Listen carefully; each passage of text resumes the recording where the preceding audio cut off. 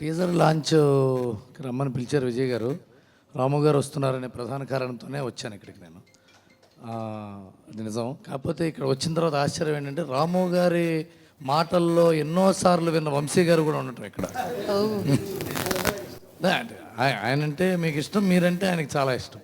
అది అంటే ఆయన మా తరం అంతా రాము గారి సినిమాలు చూస్తూ అవి చాలా గొప్పవంటే ఆయన అసలు అన్వేషణ గురించి మాట్లాడటం అవన్నీ వింటుంటే ఇంకా ఇంకా వినాలనిపిస్తుంటుంది. చాలా సంతోషం సార్ మీరు ఉన్నట్టు ఇక్కడ. కాకపోతే ఫైట్ మహా సాంగ్స్ నేను క్రితంసారి విజయ్ గారు ఇంటికి వచ్చినప్పుడు నాకు సుబ్బరాజు గారు చూపించారు. అప్పుడే చాలా బాగున్నాయి సార్ సాంగ్స్. ఎవరు చేశారంటే అప్పుడు మన డైరెక్టర్ ఆనంద్ అంటారు. కానీ ఇలాంటి కాన్సెప్ట్ సినిమాలు చాలా బాగా ఆడుతున్నాయి ఈ మధ్య. కథ ఉందనిపిస్తుంది మొదట ఓపెన్ చేయగానే. అంటే హీరో ఉన్నాడు, హీరోయిన్ ఉంది, వాళ్ళు కొట్టుకున్నారు, వీళ్ళు కొట్టుకున్నారు, ప్రేమించుకున్నారు, ఎవరో వద్దన్నారు, ఇలాంటివి కాకుండా ఒకటి కళ్ళ వస్తుంటే కళ్ళలో నిద్రలో నడుస్తూ ఉంటాడు, నిద్రలో కళలో ఏమొస్తే అది చేస్తూ ఉంటాడు అనే ఒక కాన్సెప్ట్ పెట్టడం డెఫినెట్గా చివరిదాకా సినిమా చూసేందుకు వీలుగా ఉంది. ట్రైలర్ చివరి చూసేందుకు వీలుగా ఉంది కాబట్టి సినిమా కూడా చివరిదాకా చూసేందుకు వీలుగా ఉంటుందని అనిపిస్తుంది. అండ్ హీరోయిన్ చూపించలేదు, ఉందా అమ్మాయిని చంపేశారా?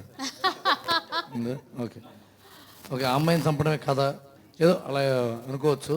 బట్ ఈ స్లీప్ వాకింగ్ అనేది చాలా ఫేమస్ కాన్సెప్ట్.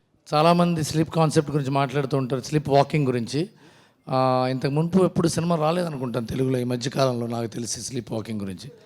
సో ఈ సినిమా అందరూ చెప్పే మాటే, సినిమా బాగా ఆడాలి, అందరికీ డబ్బులు రావాలి, పేరు రావాలి, నీకు ఇంకో సినిమా రావాలి, అది అందరికీ చెప్పే మాటే. బట్ సినిమా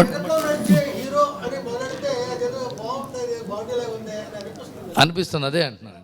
డెఫినెట్గా ఈ సినిమా ట్రైలర్ చూస్తే సినిమా చూడబుద్ధి వేస్తుంది, కొత్త ఐడియా లాగా కాన్సెప్ట్ లాగా ఉందని అనిపిస్తుంది. చాలా all the best sir Subraj garu. Thank you sir. Thank you sir. Thank you so much. Anand garu, ఆయన కాన్సెప్ట్ గురించి ప్రస్తావించారు కాబట్టి మీరు could you please briefly explain us about the concept of your movie?